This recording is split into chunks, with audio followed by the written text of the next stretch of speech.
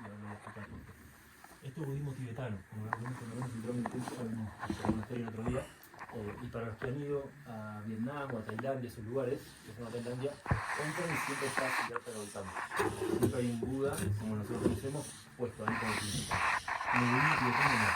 Siddhartha Gautama es simplemente uno de los tantos maestros que han venido al mundo a enseñarnos. Y en el budismo tibetano, hay dos escuelas de budismo, y ahora les voy a explicar, se sigue la enseñanza de Buda no como una doctrina, sino como un camino. Es la diferencia. En el Tíbet, antes de existir el budismo, existía el Bom. El Bom son creencias animistas, si se quieren, de demonios y de energías y todo lo demás. Y cuando llegó en el siglo V después de Cristo el budismo al Tíbet, se mezclaron para crear el budismo tibetano, que es un budismo bien único que combina creencias antiguas con budismo de Siddhartha Gautama. Por eso ven tantos demonios, fuegos, caras, todo lo demás. Eso viene del Bom, de la religión antigua. Cuando uno entra a un monasterio tibetano, siempre tiene un lado que es para los monjes, todo este lado que ven acá arriba es para los monjes, para que no hagan la ceremonia. El otro lado también, la gente se puede sentar acá en el piso, y siempre están los principales de cada monasterio, los principales de cada monasterio van cambiando, ahora voy a explicar quién es ese, y los escritos sagrados. Esos escritos sagrados que ven ahí, muchos de ellos pueden tener tranquilamente 1000 años, 800, 1200, muchos de ellos. Cuando la invasión tibetana, cuando la invasión china en el Tíbet, la gente que cruzaba por los pases, todas las personas se traían algunos papeles.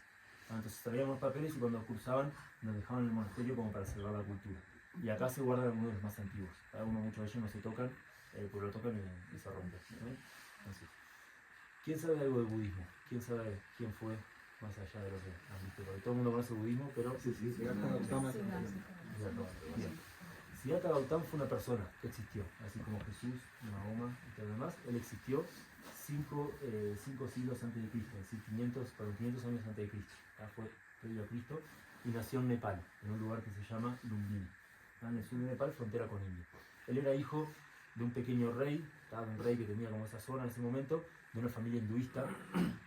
Lo que pasaba es que el rey, su padre, siempre quería tener hijos para dejar como la herencia de su reinado y no podía.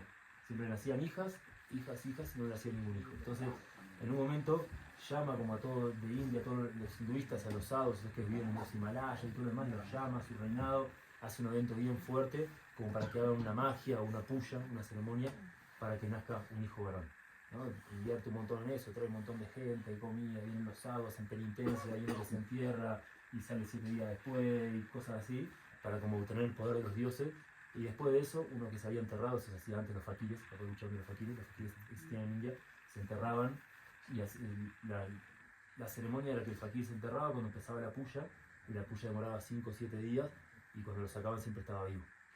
Era un poder que tenía. ¿Y se enterraban hasta la cabeza? No, enterraba abajo del piso, en un sarcófago. Y cuando salía, como que había hecho tanta penitencia que tenía el poder de los dioses y podía llegar a generar cosas. Y durante esos 5 o 7 días, el rey tenía que dar un montón de cosas para el pueblo, porque el fakir siempre fue renunciante material, él no quiere nada por lo que hace, pero quiere que le den al pueblo. Una de las cosas que el rey tenía que dar al pueblo en ese momento era pesarse, y todo lo que él pesaba lo tenía que dar en oro para su pueblo. Claro, diferentes costumbres de la vida. Cuando el fakir sale de la tierra, le dice al rey que va a tener un hijo, ahora a partir de 9 meses, pero que el hijo iba a ser o un gran rey o un gran sadhu, como él, o un gran fakir. Entonces el rey dijo, si me sale fakir, acá marcho. Entonces se dedicó a criar a Siddhartha Gautama, después que nació este niño, siempre encerrado y rodeado de lujo. Nunca lo dejó ver lo que había afuera. Entonces lo cuidaba y tenía la comida, el jardín perfecto, nunca lo dejaba salir. Pero se dice que Siddhartha Gautama, ya llegando a los 30 años, más o menos, empezó a sentir, tenía todo, y tenía una esposa, tenía un hijo también, empezó a sentir como que eso no lo llenaba.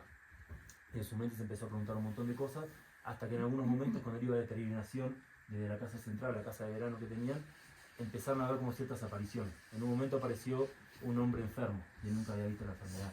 Dijo, acá no es todo tan... Después en otro momento vio un hombre pobre, y nunca había visto una persona pobre. Y ahí se empezó a cuestionar un montón de cosas, y un día, hacia los 30, 31 años, Siddhartha Gautama abre la ventana de su casa, deja a su esposa, a su hijo, abajo.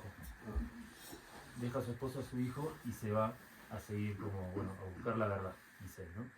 Se va a India, porque él quedaba sobre India, se va primeramente a Varanasi. Varanasi era como el lugar sagrado del hinduismo, donde se conectaban con Dios y todo lo demás, y empieza a hacer la vida de los fakires, la vida de los sadhus. Se va en las cuevas, vive en las cuevas, no come, hace penitencia, medita, se mete, no sé, adentro del hielo a los Himalayas, ¿no? Y al final, después de 6 años de hacer vida de fakir, él entendió que eso no había encontrado la respuesta, como que era simplemente pedir a los dioses, pero que todavía no sentía la felicidad interna dentro de sí. Deja la vida de fakir y en un momento ya como resignado se sienta cerca de Varanasi, abajo un árbol de Bodhgaya, que es un árbol famoso, que lo pueden ver, está en India y todavía existe ese árbol. Se sienta y se queda simplemente sentado durante 3 días, él dice, sin pensar y sin preguntarse más nada. Como dijo, bueno, ya llegué, no me voy a preguntar más nada, simplemente se sienta. Después de 3 días, Siddhartha Gautama alcanza la iluminación. ¿Qué significa que alcanza la iluminación? No es que se eleva ni que se le cae una luz, ni nada, sino que encuentra todas las respuestas a lo que él se había preguntado durante tantos años. ¿Qué enseña Siddhartha Gautama? Cuando sale de ese estado de meditación y como de verdad absoluta, de felicidad absoluta, entendió 4 cosas muy simples. Entonces empezó a predicar para la gente, empezó a decirle, bueno, la infelicidad no se va a curar haciendo ceremonias, hablando con los dioses, donando sus cosas. Al final esto lleva como un círculo que no tiene sentido. Y él encontró las 4 nobles verdades. Eso es todo lo que enseñó Siddhartha Gautama. 4 verdades. Lo primero dijo, la primera reflexión que tuvo, dijo, toda la vida es sufrimiento. Dijo, desde que nos despertamos, desde que nacemos, el humano siempre está sufriendo, porque tiene conciencia. Entonces, desde niño, llora porque tiene hambre. Adolescente, se pone mal porque no sé qué. Adulto, se pone triste porque quiere más cosas. O porque la mujer, o porque el auto, o porque lo que quiera. Entonces, en su reflexión dijo, perfecto, todavía es sufrimiento, no hay con qué darle. Desde que nacemos, el humano al tener conciencia sufre. Bueno, pero ¿por qué es eso? Dijo, bueno, perfecto. La causa del sufrimiento son los deseos. El sufrimiento no existe por sí mismo, sino porque deseamos cosas. Dijo, siempre estamos deseando más, nunca estamos dejando de desear. Entonces, segunda verdad, la causa del sufrimiento son los deseos. Tercera verdad, dijo, bueno, perfecto, si los deseos causan sufrimiento, ¿cómo puedo eliminar el sufrimiento? La única manera de eliminar el sufrimiento es disminuyendo los deseos. Y ahí es importante esa palabra que dijo él, disminuyendo, no eliminando. Dijo, disminuyendo los deseos. ¿Y cómo hago para disminuir los deseos? Y ahí dijo, siguiendo el camino del Dharma. ¿Y cómo hago, bueno, para disminuir los deseos? No puedo decir un día para el otro, al final no voy a decir más nada, me voy a quedar así. La mente humana no es capaz de eso. Entonces, ¿cómo lo hacen las personas según él? Es siguiendo el camino del Dharma, o siguiendo el camino noble óctuple, que es 4 principios que se basan en el trabajar, en el hablar, en el obrar, en el sentido común, es decir, todo lo que las personas hacen, lo más básico que hacemos en todo el día, desde el hablar hasta el trabajo que tengo, hasta lo que como, todo siguiendo el Dharma. ¿Y qué es el Dharma? El camino correcto. Es decir, hacerlo bien, hacerlo con honestidad. Él dijo, si las personas siempre actúan en el camino correcto con lo que uno siente, si yo me siento, por eso los budistas meditan, si yo me siento a meditar, no es para elevarme y conectarme con Dios, es para conectarme conmigo mismo. Porque si me conecto conmigo mismo, empiezo a identificar qué es lo que realmente quiero. Y si obro con lo que realmente quiero, empezó a crear la religión del budismo. El budismo se creó 500 años después de que murió Buda. No se creó enseguida. El budismo ya es otra persona. A veces, mi visión, pero cada uno, los humanos a veces cuando no encontramos la forma de adaptar eso, creamos ceremonias y creamos cosas que Siddhartha Gautama no hacía eso. Pero bueno, el budismo se creó 500 años después y se crearon 2 grandes ramas, el Mahayana y el Theravada. La religión que ven en Vietnam, en Camboya y todo ese lugar se llama Theravada. Son los que siguen a Siddhartha Gautama tal cual lo dijo, y ellos creen que, por eso hay muchos monjes y van a Vietnam, a Tailandia, ellos creen que la única forma de alcanzar la salvación es siendo monje. Y después tenemos el Mahayana, que es la religión o la rama del budismo que practican los tibetanos. El Mahayana se fundó a partir de una persona llamada Padmasambhava Baba, lo que ahí, que ya lo hablamos, Padmasambhava Baba. Él era también un renunciante, o otro Buda, el budismo tibetano él era otro Buda también, porque era un maestro. Él había entendido estos 4 conceptos, entonces empezó a peregrinar todo por Asia, y llegó al Tíbet. 500 años después de Cristo, en el siglo VI, llegó al Tíbet. En el Tíbet habló con el rey del Tíbet que había, que era el descendiente de Genghis Khan, se llama Chosen Rinpoche, y le empezó a hablar del budismo, y ahí ese rey se convirtió al budismo. Y ahí empezó el budismo tibetano.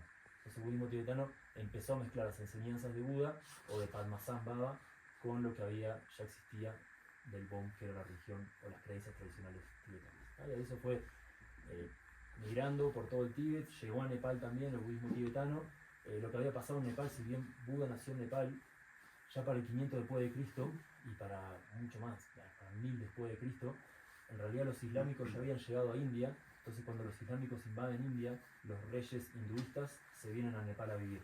Entonces Nepal era un país hinduista.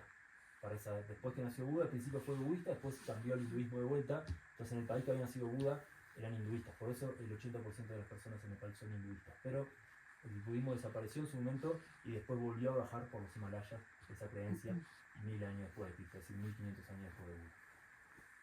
¿Eh? ¿Entendieron los 4 conceptos? ¿Se los acuerdan? Los pueden pensar. ¿Eh? Sí. ¿Qué vamos a hacer hoy? ¿Cómo es una ceremonia tibetana? Mezcla las creencias del Bon con el budismo. Entonces, ¿qué es lo que dicen ellos? Que uno, para saber a dónde tiene que ir, el Mahayana, que es este budismo, dice que todas las personas pueden ser budas. No necesito ser un renunciante para ser un Buda. Las personas pueden tener una vida normal, se llama el camino del medio. Una persona puede seguir el camino del medio, es decir, tener una vida normal, digámosle, con esposa, hijos, trabajo, comprándose una campera, no importa eso, si tiene pocos deseos y al mismo tiempo tiene una vida espiritual. Entonces por eso ven que los chicos acá, los budistas, pueden tener teléfono, lo que sea, eso no importa, puede ser el camino del medio. Cualquier persona puede llegar a ser un maestro, no solamente los monjes, pero los monjes sí que cumplen una función de guiar a las personas hacia ese camino.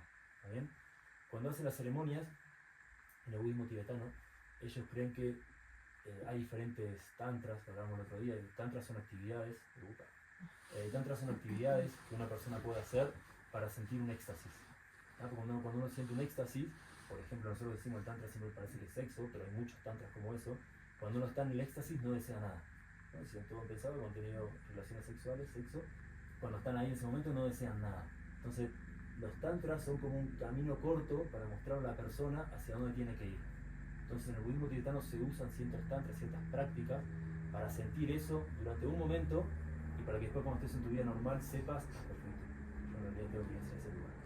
Cuando se hacen las ceremonias como ahora, van a ver que el chico, el lama, él va a leer un montón de escritos, cosas, todo rapidísimo, sin entender nada, va a tocar la campanita, va a tocar el bong, va a hacer un montón de sonidos que no se trata de entender porque por ahí él tampoco lo entiende porque son en sánscrito, pero se cree que esas vibraciones, si uno se concentra durante esa media hora que dura la puya de ceremonia, si uno se concentra y deja los pensamientos de lado, puede llegar a sentir, puede tomar un camino corto hacia la eliminación de los deseos. Entonces cuando uno está como más perdido o lo que sea, hace una ceremonia con un lama y ahí como que agarra un camino corto, se siente bien de vuelta y cuando sale, capaz que les pasa, capaz que no, cuando salen de acá se sienten, bien, qué tranquilo me siento, qué bien me siento. Entonces están deseando menos cosas. Después cuando estén caminando se van a olvidar.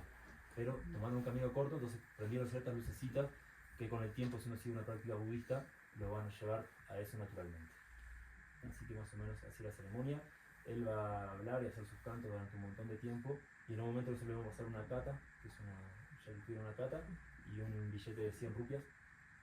Uno le deja el billete de 100 rupias, eso se da porque uno siempre tiene que dar algo para recibir algo, se crea un mismo tibetano. Uno le da el billete de 100 rupias, le pasan la cata y él le va a dar la cata como bendecida con esa energía para que se la lleve.